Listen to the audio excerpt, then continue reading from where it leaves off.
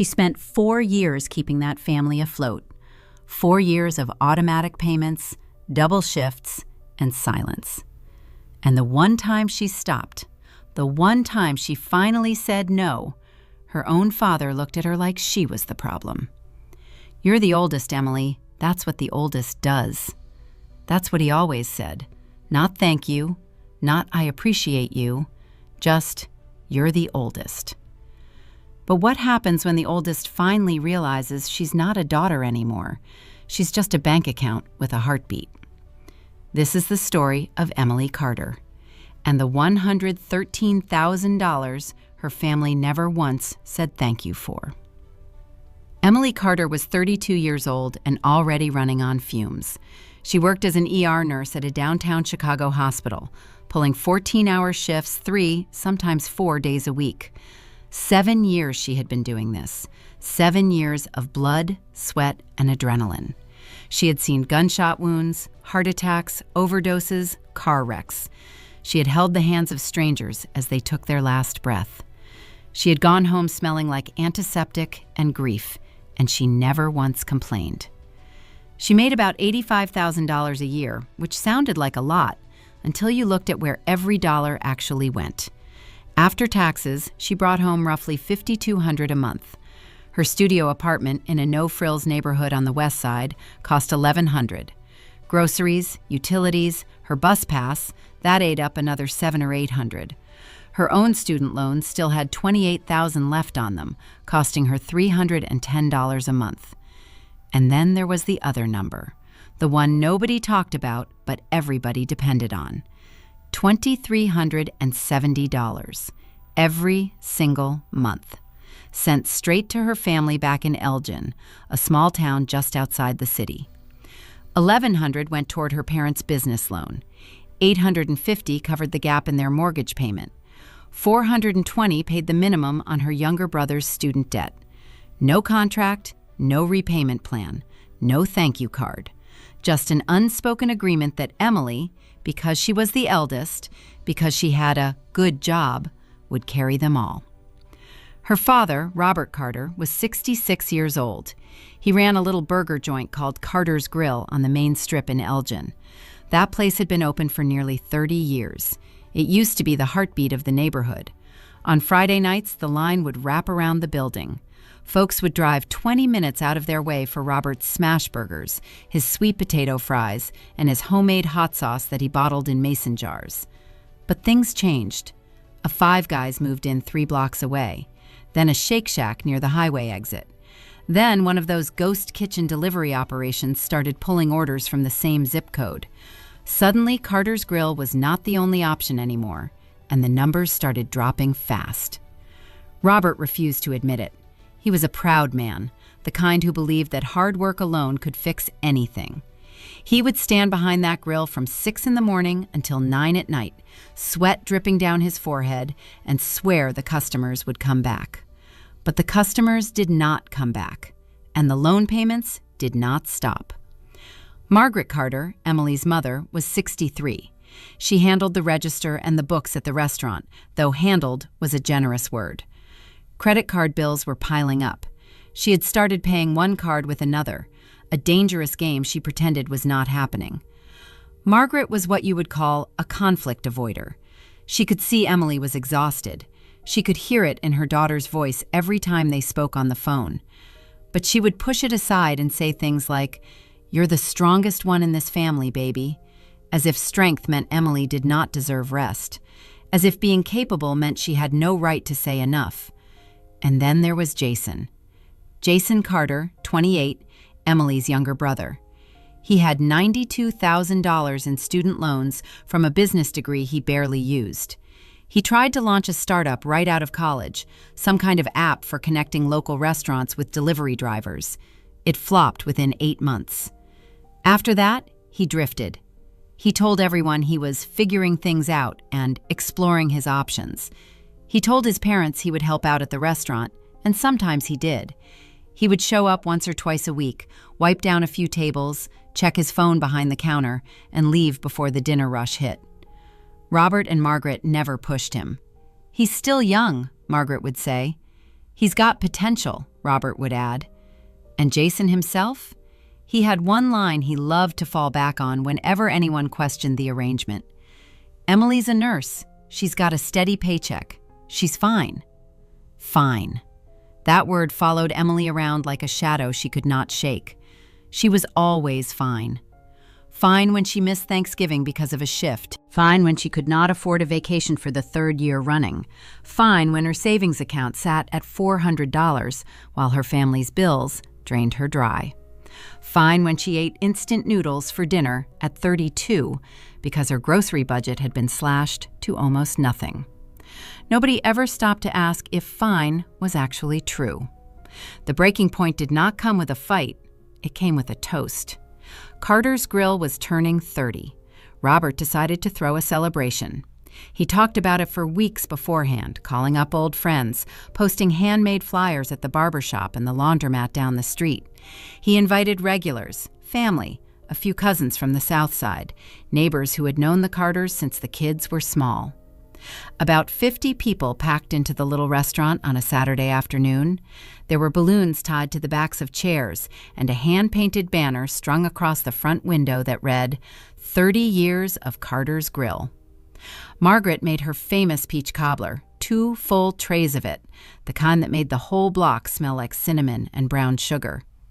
Jason showed up in a brand new jacket, grinning ear to ear, shaking hands like he was running for office. Emily had driven an hour from the city after a 12-hour night shift. She had not slept. Her eyes were red and puffy, and her scrubs were still stuffed in the gym bag sitting on her passenger seat. She had stopped at a gas station to splash water on her face and change into a clean shirt before walking in. But she came, because that is what Emily did. She always came, no matter how tired, no matter how invisible she felt. She showed up. Robert stood up to give a toast. He held a glass of sweet tea in one hand and put the other on Jason's shoulder. The room got quiet. 30 years. 30 years of flipping burgers and loving every minute of it. And I am proud to say that this place has a future, because my son Jason right here is going to carry this torch forward. The room clapped. People cheered. Someone whistled from the back. Jason smiled wide and nodded like he had been waiting for this moment his entire life. Emily stood near the door, in the back of the room, holding a plate of food she had not touched. One of the cousins leaned over to Robert. "What about Emily? She helping out with the place too?" Robert chuckled and waved his hand casually. "Oh, Emily's busy with her hospital career. She's got her own thing going on." Her own thing. That is what he called it. Her own thing. Not, Emily has been covering our mortgage for 4 years. Not, Emily is the reason we still have this building. Not, Emily has kept this family from going under. Just, she has got her own thing. At that exact moment, Emily felt her phone buzz in her back pocket. She pulled it out and looked down. It was a bank notification. $850. Automatically transferred. The mortgage gap payment, right on schedule. She stared at the screen while the room applauded her brother. She stared at the number while her father talked about Jason's bright future. And something inside her cracked.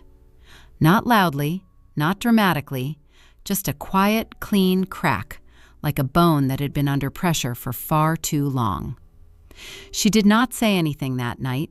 She hugged her mother, shook a few hands, and drove back to Chicago in total silence.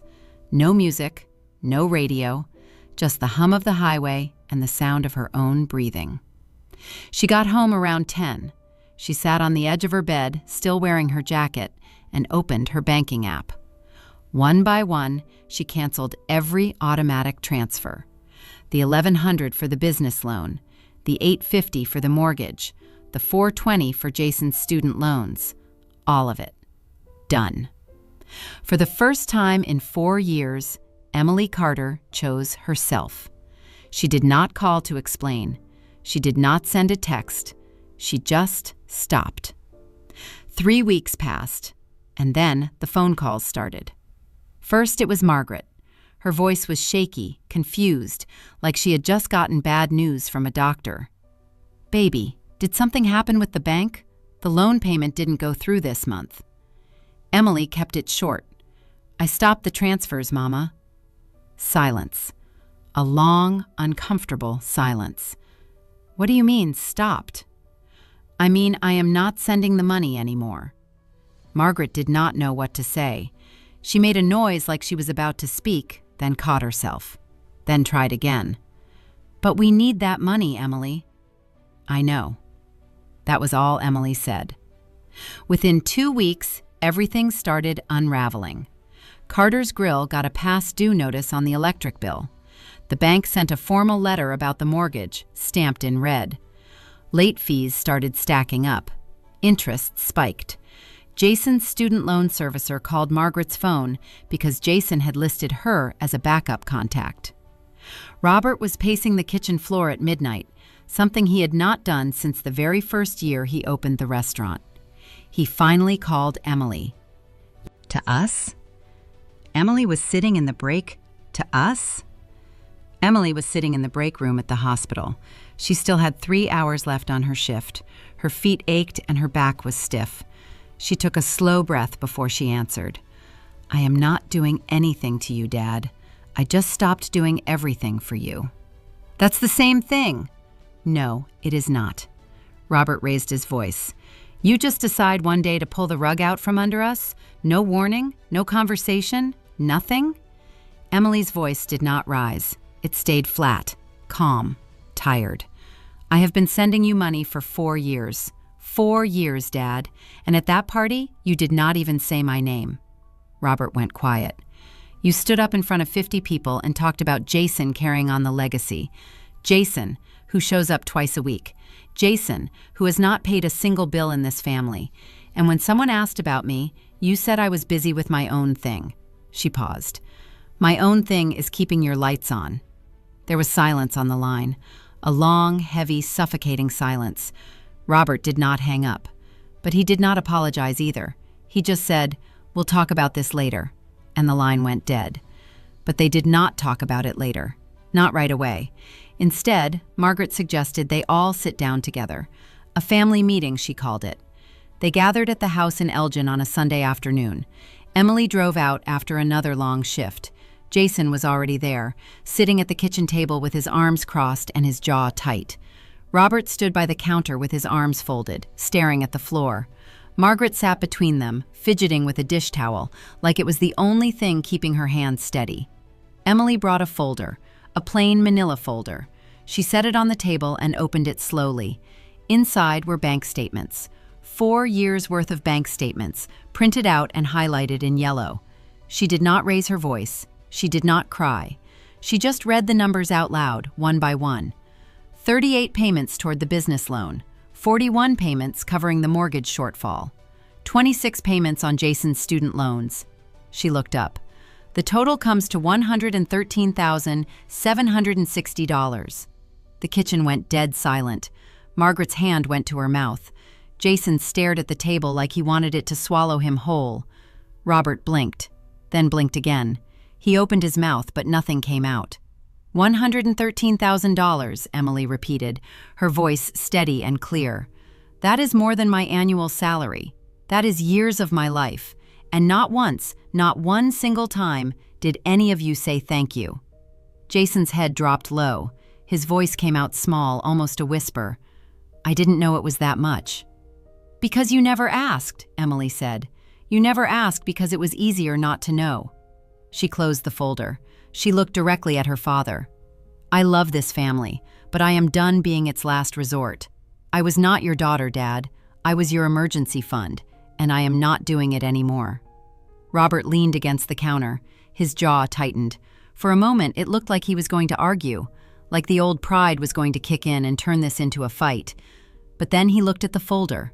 He looked at those numbers, printed in black and white, highlighted in yellow, completely undeniable. And for the first time in Emily's entire life, she watched her father's pride crumble right in front of her. He did not say anything.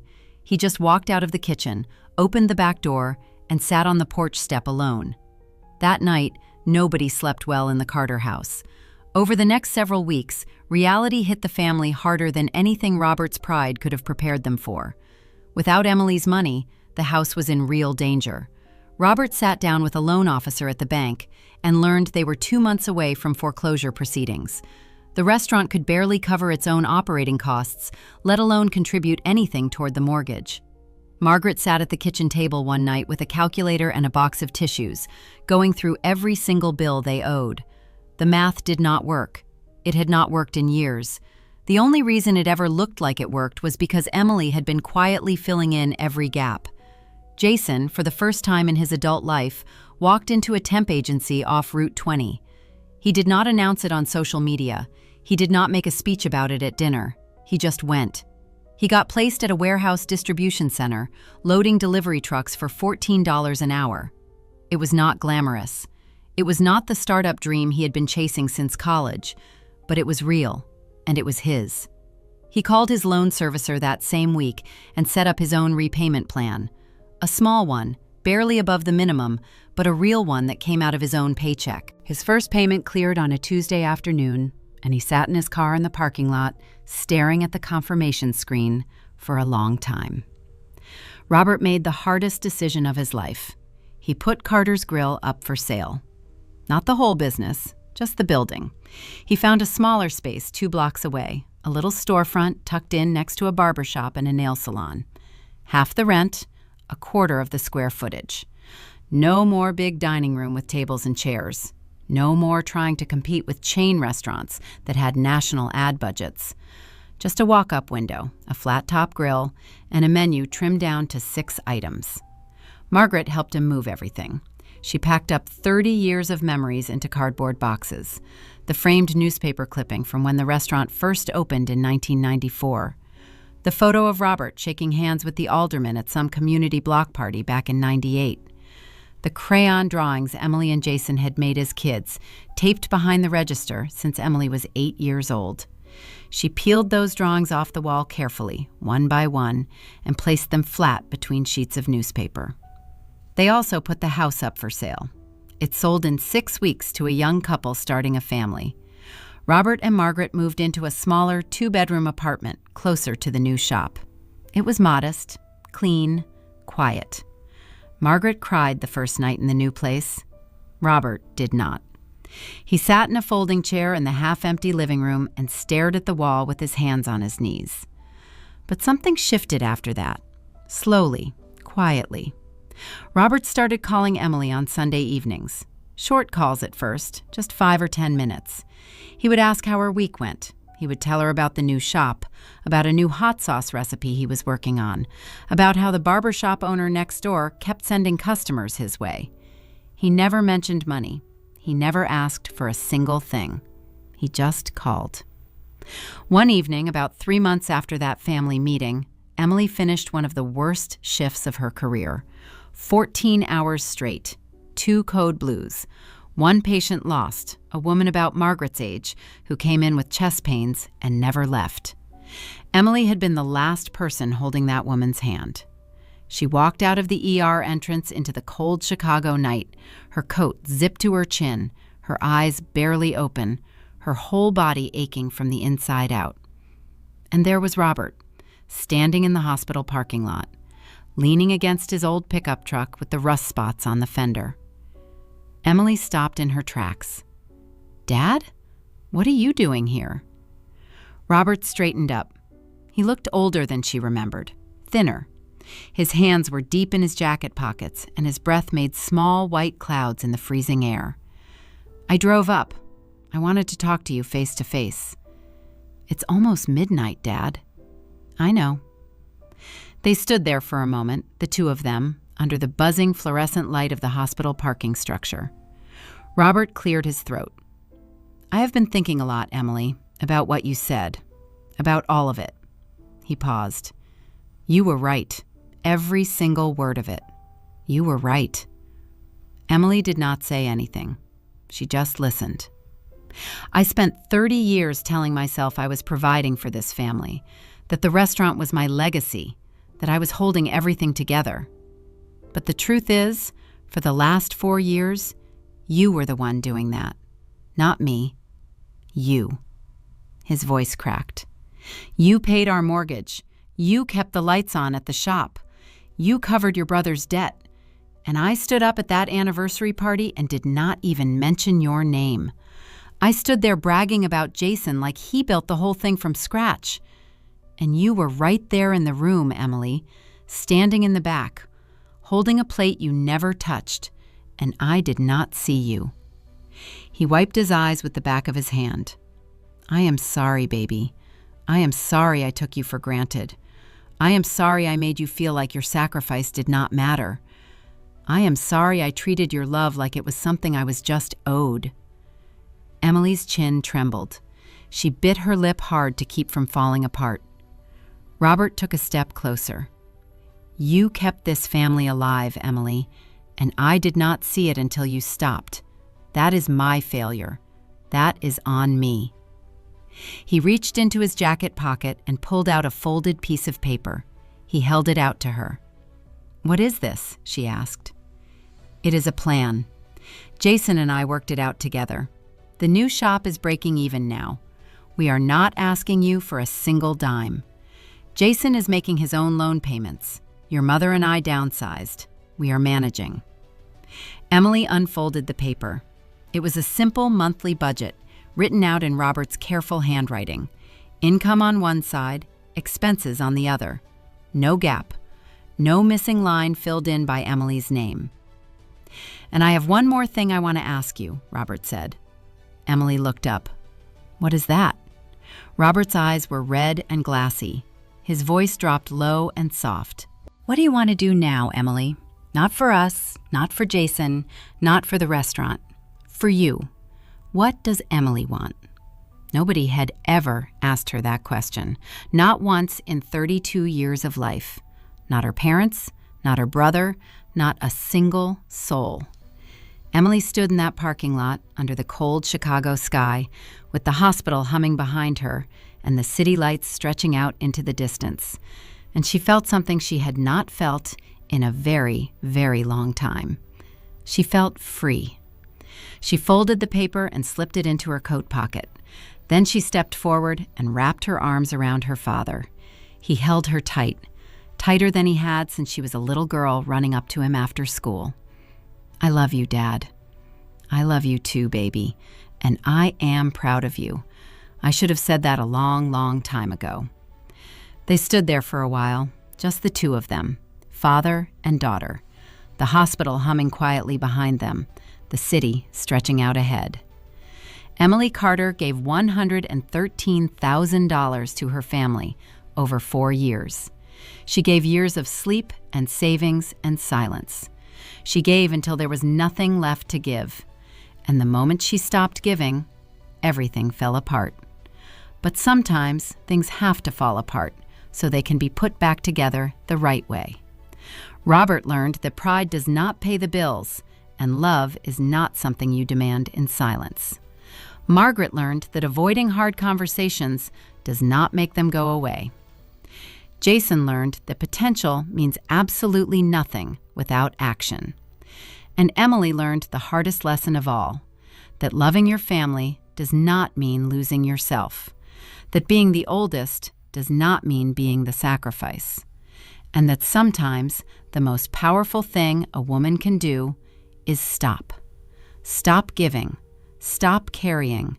Stop pretending she is fine, because she was not fine.